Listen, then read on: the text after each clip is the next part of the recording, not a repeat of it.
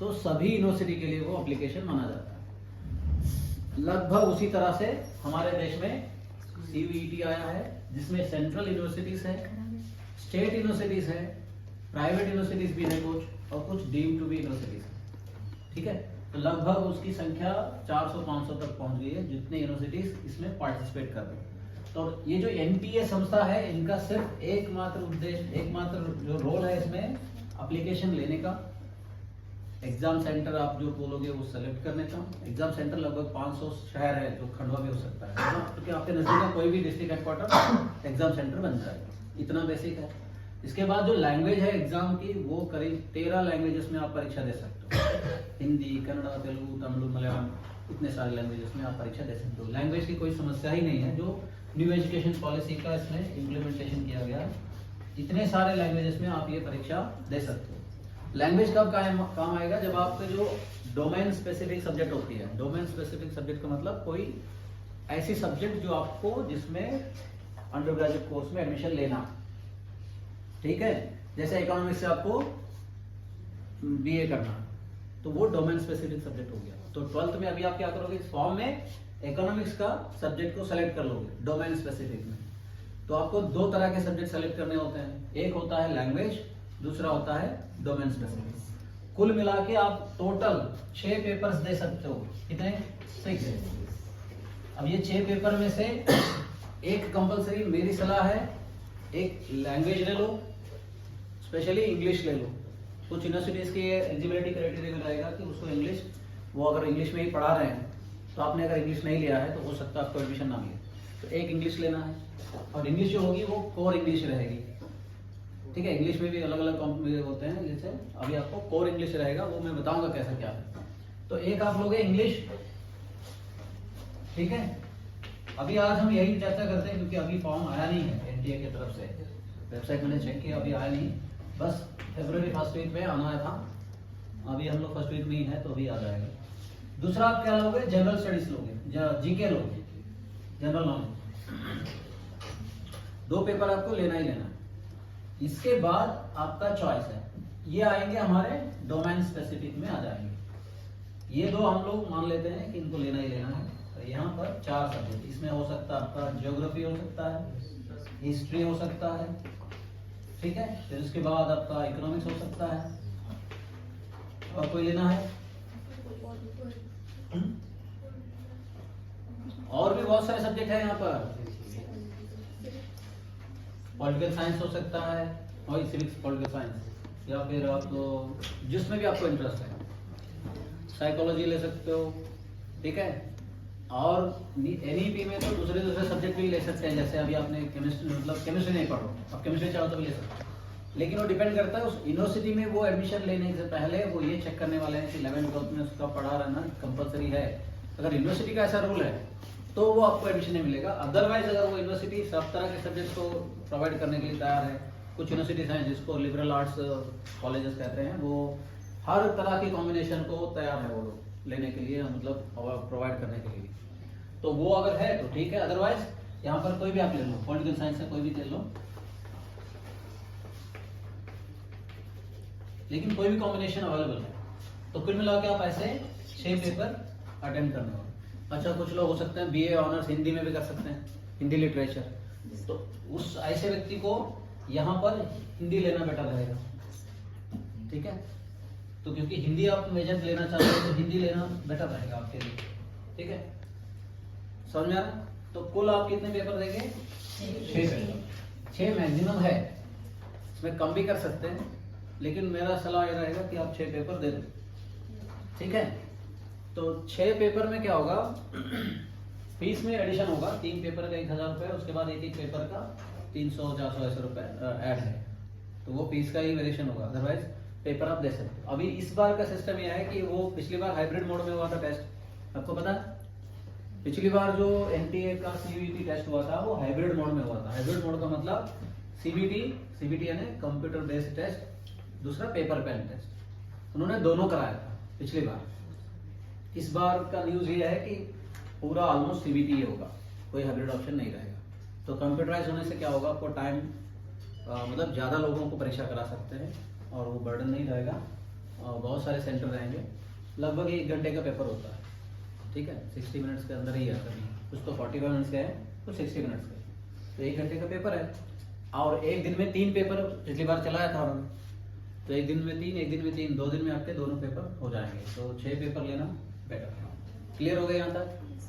और उसके बाद जो आपको जो मेजर आपके दिमाग में क्वेश्चंस आने वाले हैं उसका मैं पहले से बता देता हूँ, अभी तक तो नोटिफिकेशन आया नहीं है, ठीक है, जब आएगा आपको वो डेट पता चलेंगे। इसमें नया चीज ये रहेगा, हर साल जो अभी जो मैं बताने जा रहा हूँ ये हर साल के लिए अप्लाई करेगा। इसमें सिर्फ नया हर साल एक चेंज होगा, वो डेट्स, किस डेट पे आपको अप्लाई करना है। मान लो फरवरी 2nd वीक में आया, उसके बाद 1 महीने तक का लगभग टाइम रहेगा फॉर्म भरने के लिए। उसके बाद एक और ऑप्शन होता है कि उसमें जो फॉर्म आप भर रहे हो वो सबसे कॉम्प्लिकेटेड और सबसे इम्पोर्टेंट काम इस पूरे एग्जाम में, ठीक है। फॉर्म भरना बहुत इंपॉर्टेंट काम है, क्योंकि वो फॉर्म ही डिसाइड करता है कि फ्यूचर में आपको वो यूनिवर्सिटी मिलेगा या नहीं मिलेगा, वो कोर्स मिलेगा या नहीं मिलेगा। इसको कैसे डिवाइड, मतलब कैसे इसको समझेंगे, तो सबसे पहले आपको क्या बनाना है, फर्स्ट स्टेप में आपको बताता हूँ। सबसे पहले ये तो सब्जेक्ट तो आपके आपने जो पढ़ा है वही रहेगा, ठीक है। पेपर की जो क्वालिटी रहेगी 12th क्लास के लेवल की ही रहेगी। जैसे हिस्ट्री है, आपने 11th 12th में जो पढ़ा है मोर और लेस वही रहेगा, इकोनॉमिक्स वही रहेगा। लेकिन कोई भी यूनिवर्सिटी या कोई भी एग्जाम में जो फोकस होता है वो कॉन्सेप्चुअल अंडरस्टैंडिंग पे होता है और एप्लीकेशन ऑफ नॉलेज पे होता है। रटने वाली चीजें होती है, 4-5 क्वेश्चन होंगे, लेकिन मेजर क्वेश्चंस वो होंगे जो आपके कॉन्सेप्चुअल अंडरस्टैंडिंग को टेस्ट करेगा। इसका समझ में आ रहा है क्या है कॉन्सेप्चुअल अंडरस्टैंडिंग? जैसे इकोनॉमिक्स का कोई टर्म हमने लिया, क्या नाम, कॉमन वर्ड, कोई भी एक टर्म बताओ इकोनॉमिक्स का। बजट, ठीक है। अब बजट का कॉन्सेप्चुअल अंडरस्टैंडिंग क्या है, बजट होता किस चीज का है, ठीक है, एस्टिमेट क्या होता है, रिवाइज एस्टिमेट क्या होता है, तो ये सब चीजें कॉन्सेप्चुअल अंडरस्टैंडिंग में आती है। और उसमें कैपिटल एक्सपेंडिचर क्या होता है, जीडीपी क्या होता है, ठीक है, प्लान्ड एक्सपेंडिचर क्या होता है, अनप्लान्ड एक्सपेंडिचर क्या होता है, सब चीजें जो है उसकी बेसिक्स हैं। अगर आपको बजट पता है तो ये सब पता होना ही चाहिए। और उसमें 1 रुपए आय है तो उसमें कितना चीजें किस किस के लिए जा रहा है, उन सब के अलग अलग टर्म्स हैं, ठीक है, तो वो बेसिक अंडरस्टैंडिंग में आ जाएगा। तो ऐसे क्वेश्चंस रहेंगे जो आपके कॉन्सेप्ट को टेस्ट करेंगे, क्योंकि हर किसी ने पढ़ा है इसको, और हो सकता है इस साल के बजट से एक आध क्वेश्चन उसमें डायरेक्टली नहीं इनडायरेक्टली आ जाएंगे, समझ आ रहा? तो वो हो गया कंसेप्चुअल अंडरस्टैंडिंग। दूसरा एप्लीकेशन। जनरली किसी भी टेस्ट, किसी भी एग्जाम में जब अगर मैंने परीक्षा लिया तो 2 तरह के टेस्ट होते हैं, एक होता है अचीवमेंट टेस्ट, दूसरा होता है एप्टीट्यूड टेस्ट का, ठीक है। अचीवमेंट टेस्ट में क्या होगा, जो आपको पढ़ाया गया वही पूछा जाता है। कि जितने भी लोग जो 100 में से 90 आए, 99 आए, ऐसे लोग जो है कॉम्पिटिटिव एग्जाम में पीछे रह जाते हैं, क्योंकि उनके पास जो पढ़ा है थ्योरी वो तो पता है, लेकिन वो अप्लाई नहीं कर पाएंगे कई बार, मतलब सभी लोग नहीं, कुछ लोग उसमें जो प्रॉब्लम उनको उन्हीं को होती है जो अप्लीकेशन नहीं करते, सिर्फ बैठ के रट रहे हैं, तो उससे प्रॉब्लम होगा, समझा ना। तो कॉन्सेप्चुअल अंडरस्टैंडिंग प्लस एप्लीकेशन पे आपका फोकस रहेगा। ऐसे 45 क्वेश्चन रहेंगे, लगभग 45 मिनट टाइम है, 40 क्वेश्चन आपको अटेम्प्ट करना है। क्वेश्चन पेपर में 50 क्वेश्चन रहेंगे, क्वेश्चन पेपर में 50 क्वेश्चन रहेंगे, उसमें से 40 ही आपको लिखना है, और 10 चॉइस है, और नेगेटिव मार्किंग भी है, पता है आपको? हाँ, तो इस हिसाब से आप कुछ भी रैंडमली नहीं गेस कर सकते हैं, तो आपका थॉरो सब्जेक्ट पे, उस सब्जेक्ट पे अच्छा कंट्रोल रहना जरूरी है। इतना क्लियर हो गया? तो इतनी हमारी प्रिपरेशन है ऑलरेडी, हमको सब्जेक्ट पता है, जीके हमारी लगभग प्रिपरेशन है, ठीक है। इंग्लिश हमको करना है। इंग्लिश में क्या होगा, इसमें पैसेज आएंगे, ठीक है, अलग अलग प्रकार के, फैक्चुअल पैसेज आएगा, नैरेटिव पैसेज आएगा, ठीक है, लिटरेरी पैसेज आएगा, इस तरह के पैसेज रहेंगे, उसको समझ के क्वेश्चन आंसर करना है। पैसेज प्लस और भी एरिया है, वो मैं हम लोग चर्चा करेंगे सिलेबस देखिए, समझ रहा है? तो अच्छा, सबसे बेसिक पॉइंट इन सभी से शुरुआत में जो फर्स्ट स्टेप आपको करना है वो ये है, यूनिवर्सिटी कौन सा जाना चाहते हो वो डिसाइड करना। पहला स्टेप, यूनिवर्सिटी को आपको सेलेक्ट करना है कि मैं किस यूनिवर्सिटी में मुझे एडमिशन लेना है। लिस्ट बनाओ, चलो अभी लिस्ट बनाते हैं। आपका फेवरेट यूनिवर्सिटी को नाम बताओ। चलो DU, पहला नंबर पे आ गया, ठीक है। BHU दूसरे नंबर पे आ गया, फिर कौन सा? इलाहाबाद। अच्छा, इलाहाबाद यूनिवर्सिटी, ठीक है। ये है यूनिवर्सिटी हो गया, ठीक है, इलाहाबाद यूनिवर्सिटी है, ठीक है। और JNU, ठीक है, ठीक है। जो आपको पसंद है उस यूनिवर्सिटीज के आप लिस्ट बनाओगे, ये इसमें कोई प्रॉब्लम नहीं। ये शांति निकेतन हो सकता है, BHU हो सकता है, कोई भी यूनिवर्सिटी हो सकता है। और जितने भी सेंट्रल यूनिवर्सिटीज है, अभी एक और चीज ध्यान रखो, सेंट्रल यूनिवर्सिटीज हमारे स्टेट, हर एक स्टेट में एक एक सेंट्रल यूनिवर्सिटी है, और वो सेंट्रल यूनिवर्सिटीज बाकी कई यूनिवर्सिटियों से उनका क्वालिटी बहुत अच्छा है। मैं जहाँ बिलोंग करता हूँ, मेरे घर से करीब 30-40 किलोमीटर पे सेंट्रल यूनिवर्सिटी ऑफ कर्नाटका है, जहाँ पर मेरा एडमिशन के लिए अभी प्रोसेस में है, वो पता नहीं अभी क्या होगा, ठीक है। मैंने अप्लाई किया था PhD के लिए, तो वो प्रोसेस में है, अगर हो जाए तो वो बेस्ट मेरे लिए रहेगा, क्योंकि नज़दीक है। बाकी जो सेंट्रल यूनिवर्सिटीज़ हैं उनकी क्वालिटी बहुत अच्छी है। तो आप जितने भी सेंट्रल यूनिवर्सिटीज़ हैं, ये सब तो आप नाम जानते होंगे, आपके आसपास जितने भी नज़दीक में जितने भी सेंट्रल यूनिवर्सिटीज़ हैं उन सबका लिस्ट बना लो। सेंट्रल यूनिवर्सिटी मुझे लगता है कि वो बेस्ट ऑप्शन रहेगा, जितने भी सेंट्रल यूनिवर्सिटीज़ हैं जो नज़दीक में है, ठीक है, उनको आप लिस्ट बना लो, ये अच्छे यूनिवर्सिटीज़, ठीक है। क्योंकि ये फीस वगैरह भी सब गवर्नमेंट है, सभी में गवर्नमेंट चलेगा, इसमें भी अच्छा सिस्टम है। हो गया, ये हो गया हमारा पहला काम, यूनिवर्सिटी सेलेक्ट किया। इससे भी इम्पोर्टेंट काम है, इस यूनिवर्सिटी में जिस सब्जेक्ट में आपको करना है, जैसे DU में कौन से सब्जेक्ट से करना है? अच्छा, DU में आपको हिस्ट्री से एडमिशन लेना, ये हो गया। BHU में किस चीज के लिए जाना है, या फिर सभी में हिस्ट्री के लिए जाना है? मान लेते हैं सभी में हिस्ट्री का हमारा एक टारगेट है।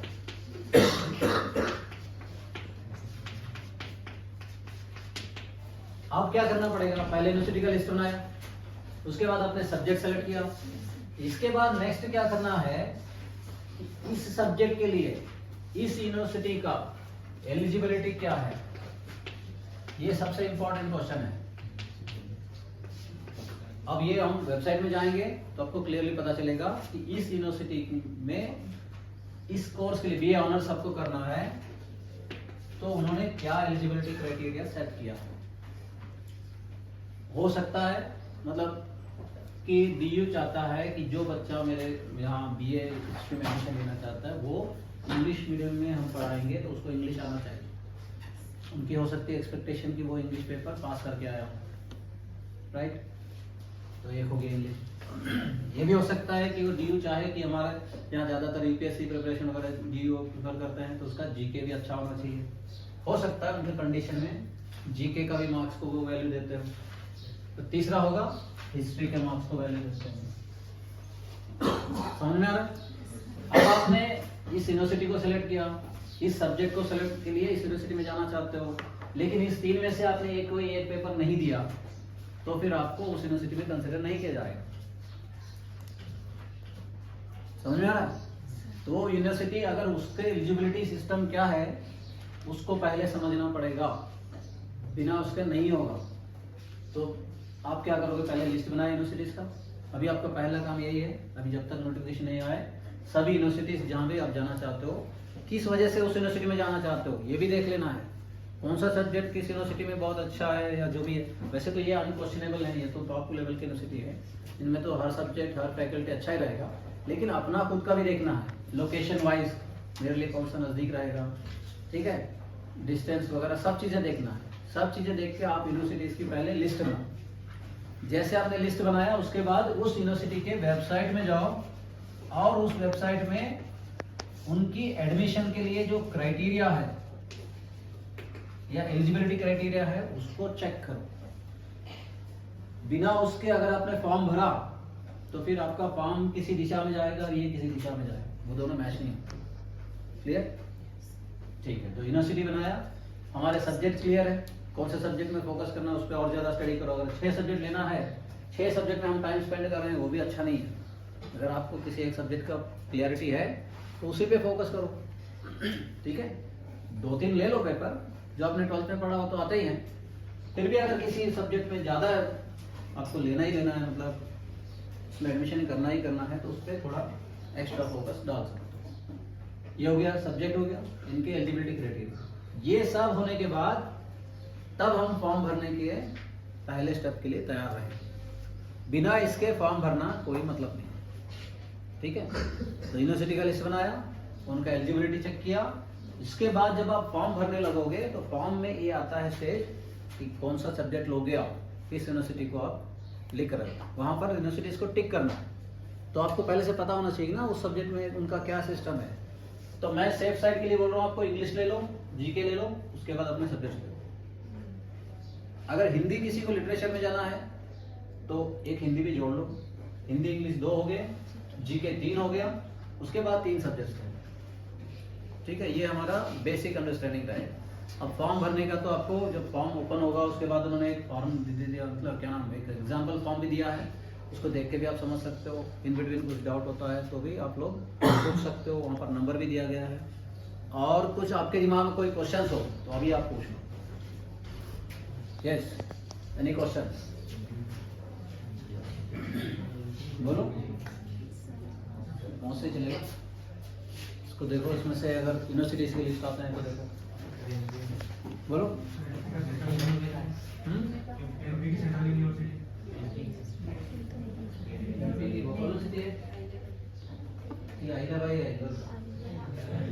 हाँ तो ठीक है, बहुत सारे यूनिवर्सिटीज मिलेंगे आपको, सेंट्रल यूनिवर्सिटीज बहुत है, हर स्टेट में एक है। अच्छा एक काम करो, उसमें प्लस में जाओ, हाँ सेंट्रल यूनिवर्सिटीज टाइप करो, लिस्ट ऑफ सेंट्रल यूनिवर्सिटीज, पूरे ले लो। बहुत अच्छे यूनिवर्सिटीज हैं सेंट्रल यूनिवर्सिटी।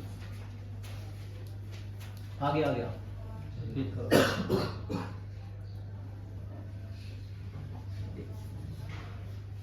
पहले ऑल ओवर इंडिया लेते हैं, उसके बाद फिर भोपाल देखते हैं। 56 यूनिवर्सिटीज हैं, ये बहुत अच्छे यूनिवर्सिटीज हैं। मुझे लगता है जितने भी यूनिवर्सिटीज है सेंट्रल यूनिवर्सिटीज बहुत अच्छे हैं। इसको ओपन करो, यूजीसी की तरफ से लिस्ट है।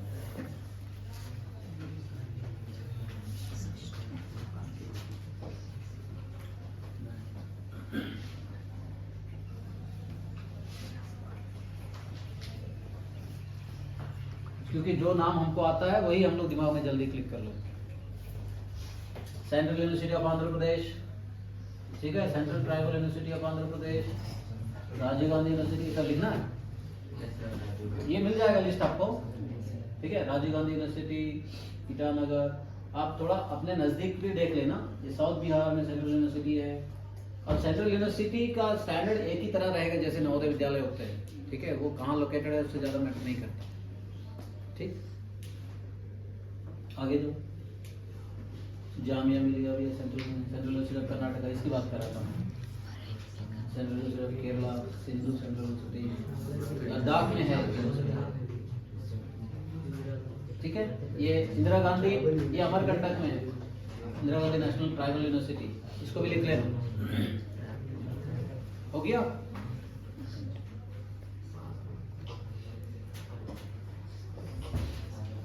स्टेट वाइज देख लो क्या। हाँ स्टेट वाइज मध्य प्रदेश में लो,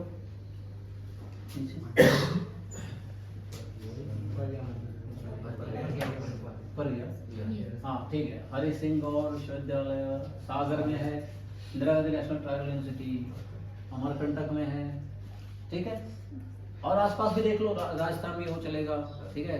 यहाँ जितने भी आपके सर्कल में आ जाएंगे, महाराष्ट्र में भी वो चलेगा, इधर झारखंड में चलेगा, हाँ यूपी में चलेगा, ठीक है।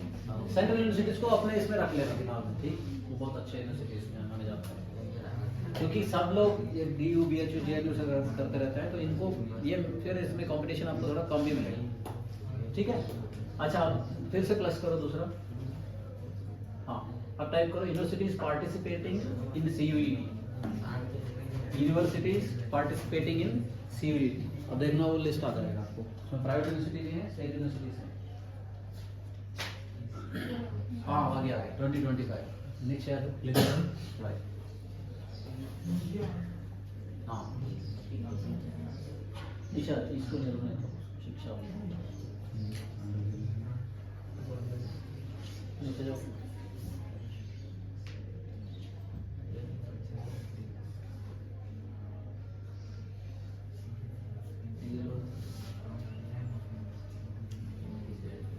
और सभी यूनिवर्सिटीज के नाम है, देख रहे हो लिस्ट यूनिवर्सिटीज के। हाँ, हैदराबाद में है इंग्लिश और फॉरेन लैंग्वेजेस।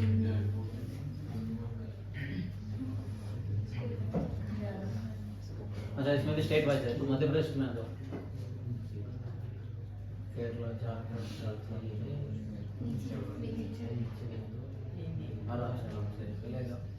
तब तक आप लोग नाम देखते रहो। हाँ, मध्य प्रदेश देखो, मध्य प्रदेश में थोड़ा ऊपर जाओ, यहाँ से मध्य प्रदेश स्टार्ट है क्या, सतना, भोपाल, हाँ, Harsingaur, IAS, IIM, Gwalior, Lakshmibai, national university of physical education. Physical education याद रखना, जिनको भी फिजिकल एजुकेशन में इंटरेस्ट है वो लोग कर सकते हैं, ठीक है। हाँ, लाल बहादुर शास्त्री यूनिवर्सिटी, मंगलायतन है, ये प्राइवेट यूनिवर्सिटी है मंगलायतन। तो इसमें देख लेना, आपको प्राइवेट को लास्ट में रखना है, ठीक है। रामकृष्ण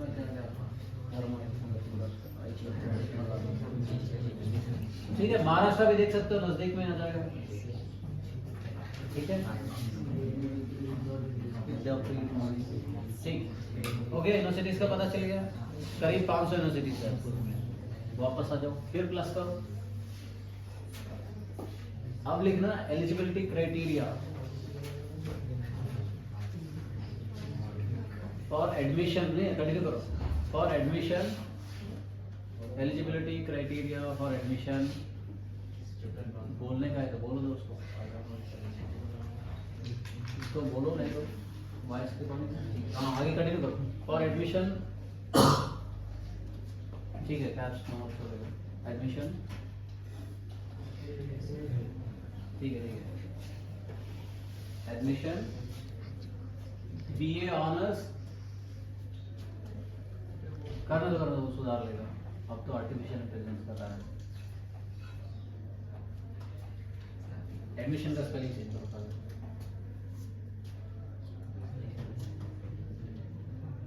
हाँ, आगे आ जाओ, कोई बात नहीं, आगे आ जाओ। BA ऑनर्स,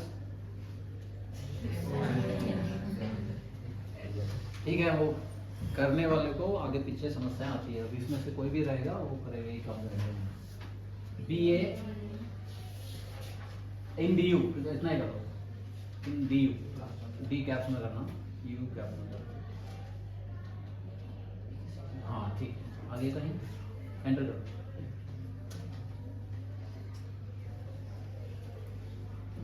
बिना इसके आगे नहीं बढ़ सकते हम लोग, ठीक है। ये हर एक यूनिवर्सिटी का अलग must have passed class 12th examination from a recognised board.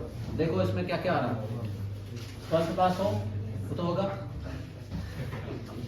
कोई बात नहीं, जरूर जरूर। हाँ, दूसरा मिनिमम 50% एग्रीगेट मार्क्स, ये भी हो गया। तीसरा देखो CUET के बारे में भी है, admission is primarily based on their performance in common university entrance test exam, students from any stream. देखो ये भी है, science, commerce, humanities can apply for BA degree. तो साइंस का भी स्टूडेंट अप्लाई कर सकता है, कॉमर्स का भी कर सकता है। साइंस का कर सकता है तो इसका मतलब ये हो गया कि उसको 12th में उस सब्जेक्ट का पढ़ना उनके लिए कोई कंडीशन नहीं है। हाँ, लेकिन कंडीशन ये है कि उस सब्जेक्ट का जो टेस्ट रहेगा उस टेस्ट में उसके मार्क्स अच्छे होने चाहिए, क्योंकि उनको क्या उसमें कोई ये नहीं है, कट ऑफ टाइप का सिस्टम नहीं है।